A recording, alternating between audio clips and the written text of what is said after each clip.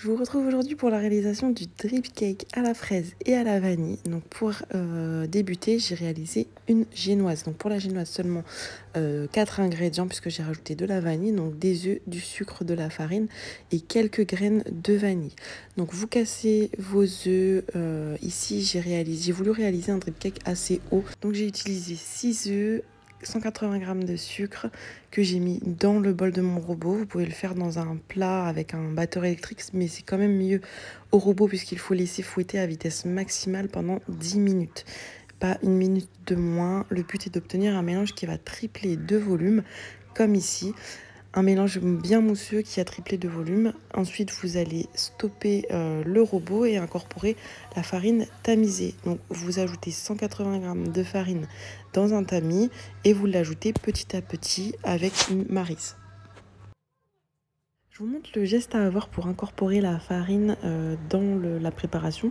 Donc moi j'utilise une maryse, vous pouvez utiliser un fouet, mais fouette assez doux dans ces gestes. Il ne faut pas mélanger brutalement puisque sinon votre préparation va retomber et c'est pas le but. On veut une génoise bien gonflée.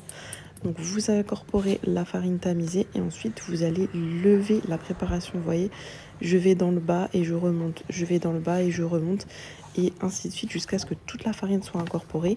Et n'hésitez pas à aller dans le fond du bol parce que très souvent il y a de la farine qui descend dans le fond et on l'oublie.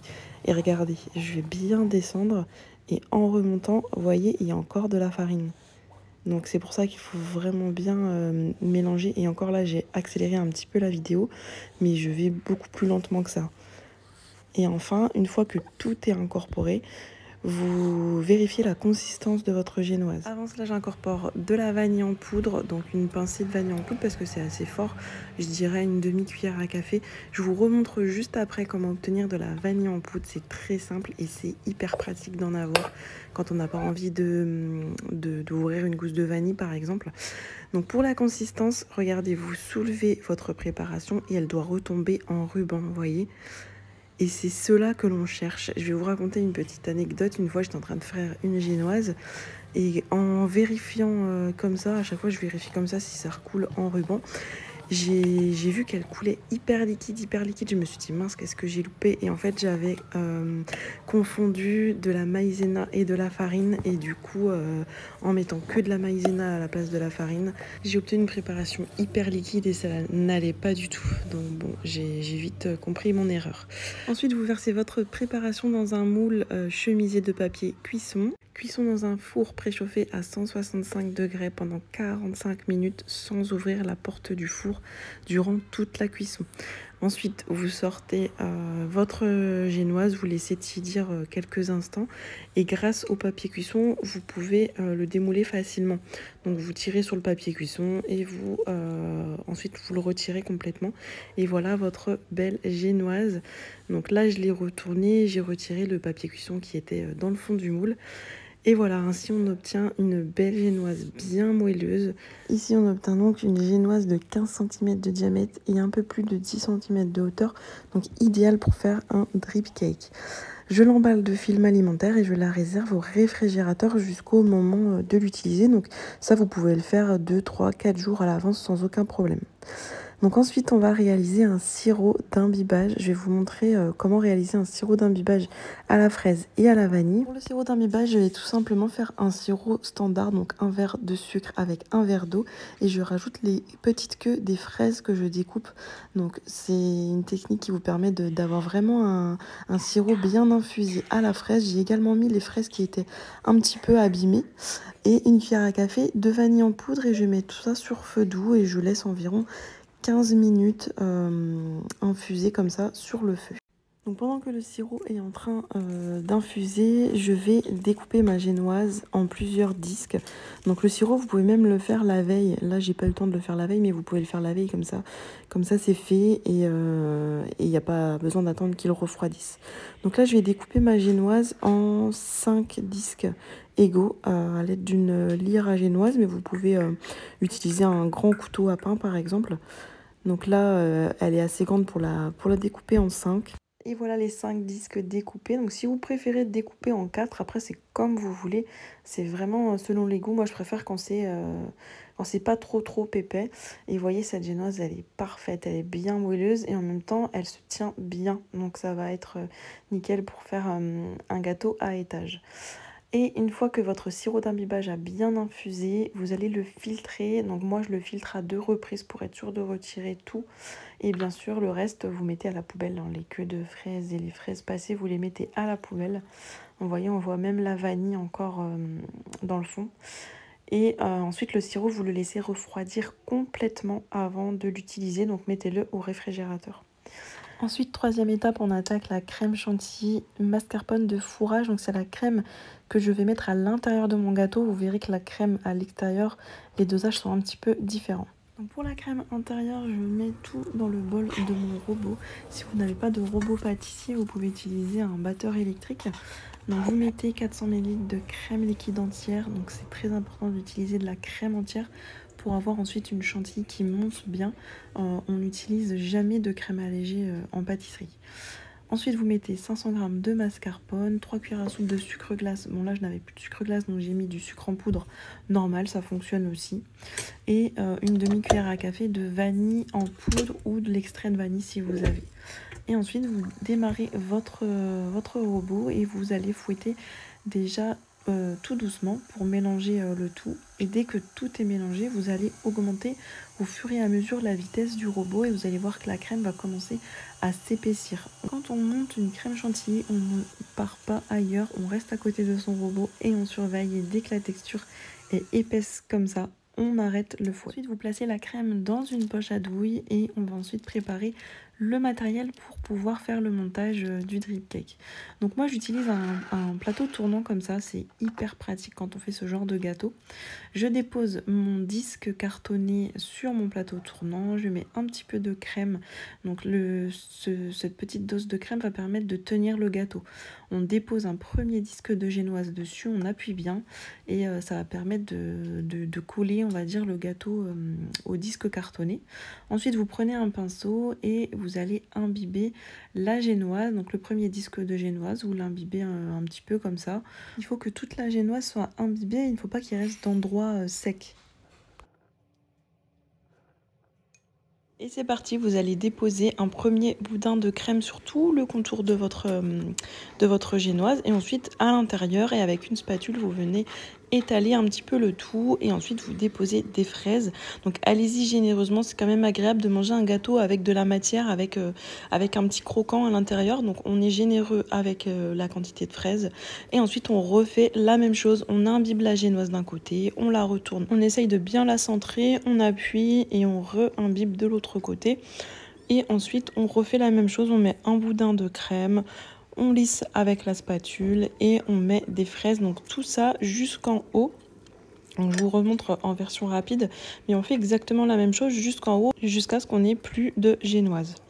Donc je vous remontre sous un autre angle pour que vous puissiez comprendre. Il faut qu'on essaye de bien centrer les génoises pour que le gâteau soit quand même droit.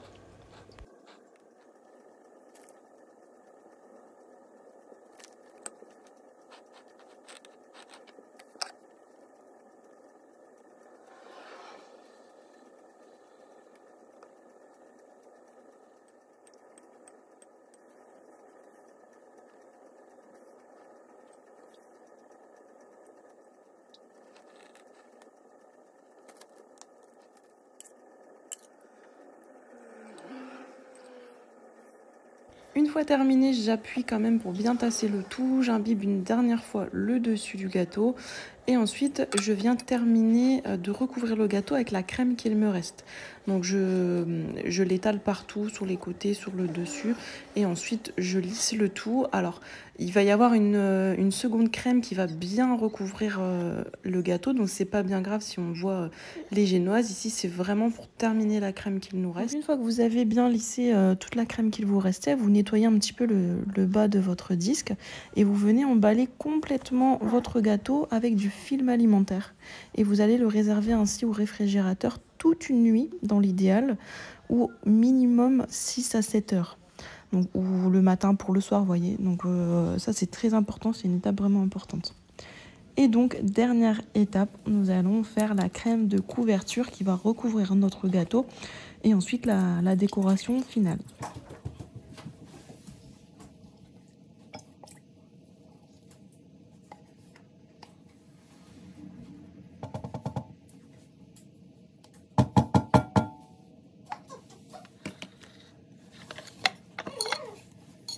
La crème de couverture, elle est juste composée d'un petit peu plus de mascarpone que de crème liquide. Comme ça, quand on va la fouetter vigoureusement, on va obtenir une crème plus épaisse et qui va mieux couvrir le gâteau. Ensuite, une fois que du coup votre crème est bien épaisse, vous allez la mettre dans une poche à douille, vous ressortez votre plateau tournant, vous ressortez votre gâteau, vous retirez le film alimentaire et ensuite vous allez déposer des boudins de crème sur tout le contour du gâteau comme ça. Donc là j'ai mis la crème dans une poche à douille mais j'ai pas mis de douille particulière, c'est pas la peine. C'est pas nécessaire, je fais juste des boudins comme ça et ensuite avec un lisseur, je viens lisser donc le contour de mon gâteau. Quand vous allez lisser une première fois le gâteau, vous allez avoir des trous d'air qui vont apparaître. Donc vous allez prendre la crème qui est au-dessus de votre gâteau, vous allez la mettre dans ces trous et venir relisser. Donc on vient recombler en fait les trous. Donc là c'est un travail de longue haleine puisque à chaque fois que vous allez lisser, il y a des trous qui vont, des trous d'air qui vont apparaître. Donc c'est toujours pareil. On lisse, on rectifie s'il y a des trous, on relisse. Et ainsi de suite jusqu'à ce que votre gâteau soit bien recouvert, qu'il soit bien net, bien lisse. Et on s'occupera du dessus après.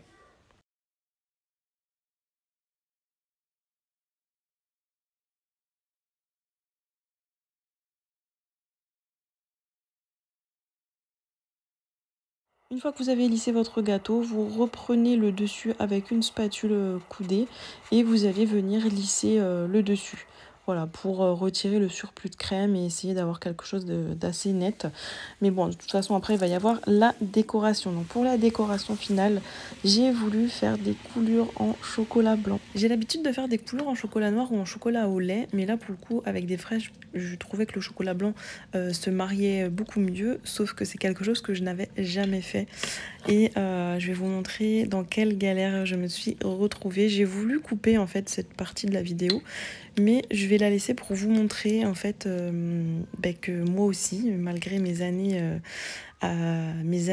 d'expérience dans la pâtisserie, je me loupe encore et vous montrer en fait comment j'ai réussi à rattraper le coup entre guillemets, même si pour moi ça a été un gâteau pour lequel j'étais déçue, mais voilà, je vais tout vous montrer. Donc les coulures en chocolat blanc, c'est comme pour le chocolat noir au chocolat au lait, c'est une petite ganache. Vous faites bouillir la crème liquide et ensuite vous la versez sur le chocolat coupé en morceaux, vous mélangez jusqu'à ce que ce soit bien lisse. Et ensuite vous attendez quand même que ça tiédisse un peu avant de verser sur votre gâteau. Donc là j'ai sorti mon gâteau du frigo. Bon là en première vue il était bien, c'est le côté le mieux on va dire que je vous montre. Si le conseil que je peux vous donner quand vous commencez votre coulure, prenez le côté le moins beau de votre gâteau. Vous voyez là il n'était pas très net, donc j'ai voulu commencer les coulures de ce côté là au cas où si ma coulure était pas très belle, je me suis dit au moins ce sera derrière, c'est pas grave. Donc vous prenez une cuillère et vous versez votre coulure en chocolat blanc. Donc jusqu'ici tout va bien. Pour moi c'était bon, ça coulait bien. Et puis quand même je me disais mince c'est quand même assez épais. Je trouvais que la couleur était pas jolie en fait. Je trouvais qu'elle était trop grosse. Et sur le coup je me suis dit c'est tout, tant pis c'est pas grave. Ce sera derrière, c'est pas grave. Donc j'ai voulu faire plus fin. Vous voyez j'ai pris moins de quantité de chocolat blanc et j'ai essayé de faire des couleurs un peu plus fines. Sauf que voilà, je voyais qu'il y avait quelque chose qui n'allait pas et vous allez le voir tout de suite. Voilà, donc là ça n'allait pas. En fait ça coulait, ça n'arrêtait pas de couler, ça ne s'arrêtait pas. Et ça faisait vraiment pas joli quoi. Donc je vous montre quand même, mais franchement j'étais vraiment déçue parce que c'était un gâteau que je faisais pour un repas où j'étais invitée et du coup je me suis dit mais c'est pas possible, je peux pas amener ça, c'est impossible. Donc vous voyez les coulures n'ont pas tenu en fait, elles ont continué à couler. Donc vous voyez la catastrophe, je vous montre tout. Vraiment je voulais couper ce passage de la vidéo pour ne pas vous montrer, mais ça aurait été malhonnête. Je préfère vraiment vous montrer l'envers du décor. Donc voilà, donc catastrophique. Ce que j'ai fait c'est que j'ai pris ma spatule et j'ai tout retiré avec mon lisseur en fait. J'ai tout retiré et pour essayer de refaire mon gâteau à zéro. C'est-à-dire de refaire à blanc, de le remettre à blanc et de refaire les coulures correctement. Donc j'ai pris mon lisseur et j'ai relissé, mais bien sûr, le fait de relisser, ça retire quand même un petit peu de mascarpone et du coup, Et bah, le lissage a pris un coup quand même. Donc vous voyez, donc déjà là, j'étais hyper déçue de moi-même. Euh, Vraiment, mais pour le coup, je ne pouvais pas venir les mains vides. Donc du coup, j'ai refait des coulures en chocolat blanc. Je les ai mises dans une petite poche à douille. Donc entre-temps, j'ai quand même remis mon gâteau au réfrigérateur parce que cette vidéo date du mois d'août et du coup, il faisait très chaud dans la pièce. Et je pense que c'est aussi une des causes de l'échec de la coulure. Faut savoir que le chocolat blanc, c'est capricieux et du coup, faut le couler environ entre 22 et 25 degrés. Donc il faut attendre un petit moment avant de les couler sur le gâteau. Mais clairement, pour moi, c'était un échec ce gâteau. Je le trouve vraiment loupé. Pour le coup, même si j'ai rattrapé un petit peu par rapport à la première coulure, je trouve que c'est vraiment un échec. Mais ça me tenait à cœur de vous montrer cette vidéo pour que vous voyez l'envers du décor, mais aussi surtout parce que la recette, elle est excellente.